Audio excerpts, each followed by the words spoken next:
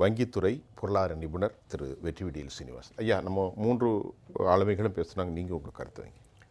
நிதிநிலை அடிப்படையாக வைத்து கொஞ்சம் சொல்லிடலாம். சொல்லுங்கள். 2 கோடி ரேஷன் கார்டு இருக்குது, பகிர்மான அட்டைகள். 60 லட்சம் பேரில் தொடங்கினாங்க 2023 செப்டம்பர் மாதம். அப்புறம் கொஞ்சம் கொஞ்சமாக கூடி இப்போ நீங்கள் சொல்லக்கூடிய 1 கோடியே 30 லட்சம். இத்தனை பேருக்கு 1000 ரூபாய் கொடுப்பதற்கு நிறைய முயற்சிகள், அதாவது எல்லார்கிட்டேருந்து டேட்டா வாங்கி அவர்களுடைய வாழ்க்கை பின்புலம், வருமானம் எல்லாவற்றையும் வாங்கி ஆட்கள் போட்டு இவ்வளவெல்லாம் செஞ்சு அதில் வடிகட்டி இப்படியெல்லாம் கொடுத்து அதற்கு பிறகு கொஞ்சம் கொஞ்சமாக அதிகரித்ததை விட 2 கோடி வாக்காளர் 2 கோடி ரேஷன் அட்டைக்காரர்களுக்கும் 500 ரூபாயை கொடுத்துருந்தா மேட்டர் ஓவர். வேற மேட்டர் உடைய விஷயம். எல்லாருக்கும் சில மாதங்களுக்கு 500 கொடுக்குறோம், பின்னால் நாங்கள் சொன்ன ஒரு 1000 ரூபாய் கொடுக்குறோம் என்று சொல்லியிருந்தால் இந்த விலக்கப்பட்ட நகர்கள் இருக்காங்க இல்லையா, அவங்களுடைய அந்த வெறுப்பு அல்லது நம்மளை அலட்சியப்படுத்திட்டாங்களே, என்ன சொல்லப்பட்டது எல்லாருக்கும் கொடுப்பதாக. அதனால் 1 கோடி பேருக்கு 1000 ரூபாய் கொடுப்பதற்கு பதிலாக 2 கோடி பேருக்கு 500 ரூபாயை கொடுத்துருந்தால் இது இன்னும் முன்னே மிக எளிமையாக நகர்ந்திருக்கும். இத்தனை போராட்டங்களும், அதாவது டேட்டா தரவுகளை பெறுவதற்குண்டான போராட்டங்கள் தேவையில்லாமல் இருக்கும். ஒரு அரசனுடைய வழிமுறை என்னவென்றால், சமுதாயத்திற்கு ஏன் இந்த 1000 ரூபாய் தேவை அப்படின்றத எடுத்துப்போம். பெரும்பாலானவர்களுக்கு தற்பொழுது அரசில் வேலை இல்லாமல் தனியாரில் வேலையில் இருக்கிற யாருக்குமே இந்த டியர்னஸ் அலவன்ஸ்னால் என்னன்னே தெரியாது. அவங்களுக்கு டியர்னஸ் அலவன்ஸ்ன்றதே கிடையாது. பேசிக் பேக்கு அப்புறம் மற்ற எல்லாமே வெவ்வேறு விதமான அலவன்ஸஸ், சலுகை தொகைகள், படிகள்னு சொல்லிடுவாங்க. ஒரு படத்தில் வடிவேலு கூட சொல்வார், பெரிய பஞ்சப்படி பயணப்படி கொடுத்துட்டீங்க பார். அந்த பஞ்சப்படிங்கிறது தான் டியர்னஸ் அலவன்ஸ். 2ஆம் உலகப் போருக்கு பின்னால் பல பொருள்களுக்கு தட்டுப்பாடு வந்த பொழுது தட்டுப்பாடினால் ஏற்படுகின்ற விலை ஏற்றத்தை சமாளிப்பதற்காக கொடுக்கப்பட்ட தொகை தான் டியர்னஸ் அலவன்ஸ். டியர்னஸ்னால் அன்பு மிகுந்தான்னு அர்த்தம் இல்லை. டியர்னஸ்னால் எக்கனாமிக்ஸில் தட்டுப்பாடு இருக்கக்கூடிய, குறைவான சப்ளை இருக்கக்கூடிய பொருளுக்கு ஈடு செய்வதற்காக கொடுக்கப்பட்டது. பண்ணுறதுக்காக. அதனால தான் அது ஏறும் இறங்கும். விலைவாசி ஏறினா டிஏ ஏறும், விலைவாசி இறங்கினா டிஏ குறையும். அதுதான் டியர்னஸ் அலவன்ஸ். அதுதான் டியர்னஸ் அலவன்ஸ். டியர்னஸ் அலவன்ஸுக்கும் அன்புக்கும் சம்பந்தம் கிடையாது. அது நேரடியாக ஆங்கில டியர்னஸ் என்றால் தட்டுப்பாடு எக்கனாமிக்ஸில். இப்போ அது மாதிரி இந்த 1000 ரூபாயை வைத்து கொண்டு வந்தால் எல்லாரும் தானே இந்த விலை ஏற்றத்தினால் பாதிக்கப்படுறாங்க. அதனால் எல்லாருக்கும் 500 ரூபாய் கொடுத்துருக்கலாம். இப்பொழுது நிதி இல்லை என்று சொல்வதாக இருந்தால், அம்மையாரனுடைய திட்டங்களில் ராமநாதன் அவர்களும் ஐயா அவர்களும் அந்த கமாண்டோ இது எல்லாத்தையும் பற்றி சொன்னாங்க. இவையெல்லாம் ரொம்ப உயர்நிலையில் சிந்தனையில் இருந்து வந்தது. அதில் அவர்களுக்கு இருக்கக்கூடிய ஃப்ரீடத்தை பொறுத்து வந்தது. ஏன்னா ஒரு பெண்ணை சமுதாயத்திற்குள்ளே கொண்டு வருகின்ற பொழுது இந்த பெண்ணுக்கு பலவிதமான பாதுகாப்புகள் அரசிலிருந்து வர வேண்டிய அவசியம் இருக்கிறது. உதாரணமாக ஒரு பெண் பாதிக்கப்பட்டு இருக்கிறார், ஏதோ ஒரு விதமான பாதிப்பு, வன்புணர்ச்சியில் ஈடுபட்டிருக்கிறார். கண்டிப்பாக ஈடுபடுத்தப்பட்டிருக்கிறார். அந்த வன்புணர்ச்சி அவருடைய கட்டுப்பாட்டை மீறி நடந்திருக்கிறது. அதனால் என்ன சட்டம் போடுறாங்க, இந்த நபரனுடைய புகைப்படத்தை வெளியிடக்கூடாது. போட்டுட்டு அதுக்கு ஒரு ஸ்கீம் கொண்டு வரும்போது நிர்பயான்னு தான் சொல்கிறாங்க. நிர்பயா, அதாவது அந்த நிர்பயான்ற பேரை தான் பயன்படுத்தலாமே, பயமில்லாமல் இருப்பது நிர்பயம் என்று. அப்படி ஒரு பெண்ணை சமுதாயத்திற்குள்ளே கொண்டு வருகின்ற போது இத்தனை பாதுகாப்பு தேவைப்படுகிறது.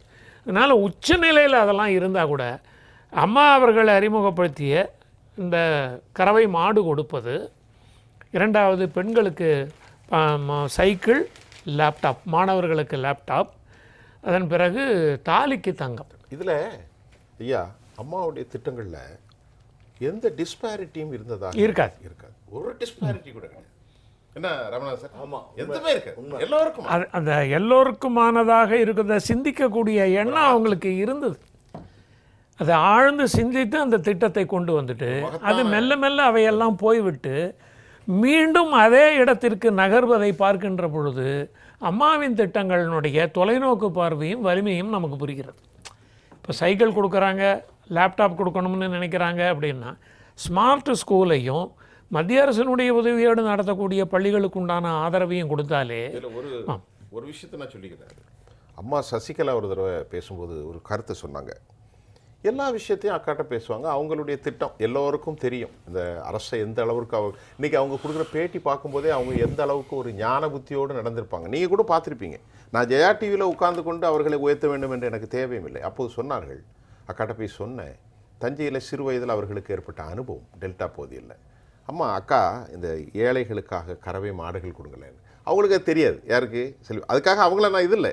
உடனடியாக அந்த திட்டம் இன்றைக்கி நீங்கள் சொன்னீங்களே, ராமநாதன் தான் சொன்னீங்க, யார் சொன்னா? ஏராளமான மாடுகளை வளர்த்தார்கள். இன்றைக்கும் பயனாளிகள் காலம் காலமாக அது மேடையில் வந்து பேசியிருக்காங்க ஒரு அம்மா. அதான் சொல்றாரு. ஐயா நீங்க சொன்னதான் சொல்றாரு அவர். அம்மையார் சசிகலா அவர்கள் தன் அன்பு சகோதரியோட சொல்லி டெல்டாவில் நான் அவங்களுக்கு பட்ட அனுபவம் சின்ன குழந்தைகளை பார்த்துருப்பாங்க இல்லையா, இதை கொடுத்தா நல்லா இருக்குன்னு சொல்லி நீங்க சொன்னதுதான் இன்னைக்கு 1 மாடு 100 மாடு 1000 மாடாக மாறிப்போச்சு. ஐயா ஆமாம், அந்த கறவை மாட்டினுடைய பலம் என்னவென்றால் பொருளாதாரத்தில் விவசாயம் இல்லாத காலகட்டத்தில் குடும்பத்திற்கு பயனுள்ளதாக ஒன்றும் இருக்கும். ப்ரொக்ரியேஷன் என்று சொல்லக்கூடிய இனப்பெருக்கம் மாட்டிற்கு ஒரு வகையாகவும் ஆட்டிற்கு ஒரு வகையாகவும் இருந்தது. ஆடும் கொடுத்தாங்க.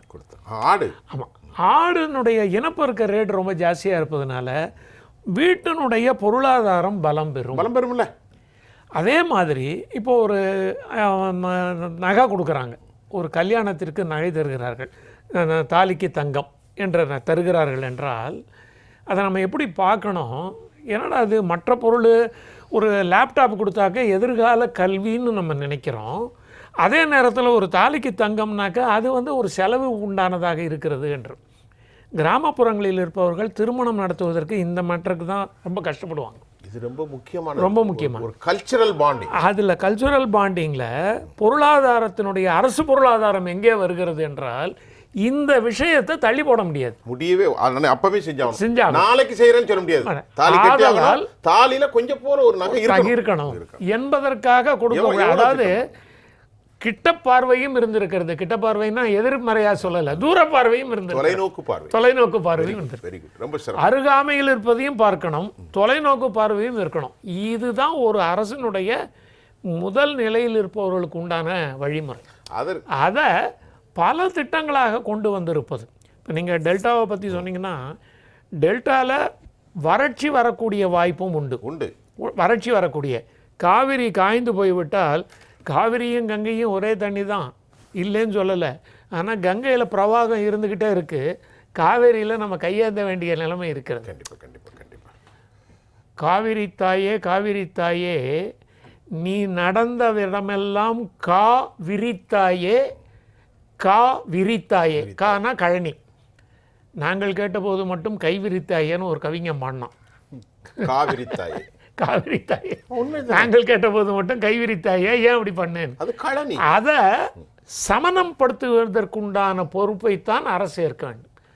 அதே இடத்திற்கு இப்பொழுது நகர்ந்து வருகின்ற பொழுது அந்த திட்டத்தினுடைய வலிமைகள் நமக்கு புரிகிறது. எப்பொழுது புரிகிறது? இன்னும் தொடர்ந்து இதுதான் பொருளாதாரம். ஐயா உங்களுடைய நிறைய 3 திட்டங்களை பற்றி குறிப்பிடணும். கரெக்ட். அம்மா உணவகம் ஒரு அற்புதமான திட்டம், ஏழை எளிய மக்களுக்கு உணவளித்தது. கோவில்களில் தினமும் குறைந்தது 50 பேருக்கு அதிகபட்சம் 100 பேருக்கு என்று அன்னதானம் வழங்கிய திட்டம் ஒன்று மிக அற்புதமாக, மிக சிறப்பு. இந்த தொட்டில் குழந்தை திட்டம் மாதிரி ஒரு தொலைநோக்கு பார்வை திட்டத்தை ஒரு பெண்மணியால் மட்டுமே, அதுவும் வைராக்கியம் நிறைந்த ஒரு பெண்மணியால் மட்டுமே உருவாக்க முடியும் என்பதை கொண்டு வந்தது. இந்த 3 திட்டங்களும் சமுதாய பலனை அடிப்படையாக கொண்டு உருவாக்கப்பட்டவை. இன்ஃபேக்ட் வாக்குக்காக கிடையாது. அம்மா உணவகம் வந்த பொழுது வெளியிலிருந்து இந்த சிறு சிறு உணவகங்களை நடத்தி கொண்டு இருப்பவர்கள் வந்து எதிர்ப்பு வருமோ என்று பார்த்தால் வரல. அவங்கெல்லாம் அது நடக்கட்டும், அதுக்கு சாப்பிட்றவங்க இருக்காங்க, நாங்கள் கொடுக்கக்கூடிய பொருள்கள் வேறு என்று சொன்னபோது அந்த திட்டத்தினுடைய நுட்பத்தை நம்மால் புரிந்து கொள்ள முடிஞ்சது. இது நிதிநிலையை அடிப்படையாக வைத்து நிதியை கொடுத்து அதன் பிறகு நடத்தியது. நீங்கள் சொன்ன மாதிரி இது வந்து ஒரு வாக்குக்காக எதுவுமே கிடையாது. தொட்டில் குழந்தையில எப்படி சின்ன குழந்தைகளை கொண்டு போட்டுருங்க, அதில் வேர்ல நீர்ப்பாய்க்கு தெய்வமே துணை அப்படிங்கிறது தான் நம்ம தமிழர் வேர்ல தெய்வமாக இருந்து காப்பாற்றியது அம்மா அவர்களுடைய அந்த தொட்டில் குழந்தைகள் திட்டம். அதுல வந்து மகளிர் மாத்திரம் இல்லை, ஆண் குழந்தைகளையும் கொண்டு போய் விட்டாங்க. அப்புறம் இன்னொரு விஷயம் சார், நீங்க சொல்லுங்க, இந்த தாய் தன் குழந்தையை அணைப்பதற்கான அதெல்லாம் வந்து இன்னும் இறந்து போன பிறகும் அதிகம் யோசிக்க தோன்றுகிறது. இப்படி ஒரு பால் விட்டது அதைத்தானே சொல்றேன். பேருந்து நிலையத்தில் அந்த தொட்டில் குழந்தை திட்டத்தில் ஒரு சின்ன அந்த இன்ஸ்ட்ரக்ஷனும் இருந்தது. கொண்டு வந்து விட்டுட்டாங்கன்னா தேடாதீங்கன்ட்டாங்க. சரி, யார் கொண்டு வந்து இங்கே வச்சாங்கங்கிறத தேடக்கூடாது. வச்சுட்டு போயிட்டாங்கனாக்கா நம்ம எடுத்து அந்த குழந்தைய வளர்க்கணும். ஏன்னா கொண்டு வந்து வைக்கிறவங்க ஏதோ ஒரு காரணத்தினால்தான் அதை புறக்கணிக்கிறேன்னோ, அதுக்கு பதிலாக இங்கே கொண்டு வந்து வைக்கணும்னு. நீங்க அவர்களை கொலை செய்து விடாதீர்கள், சாகடித்து விடாதீர்கள், நாங்கள் இருக்கிறோம்.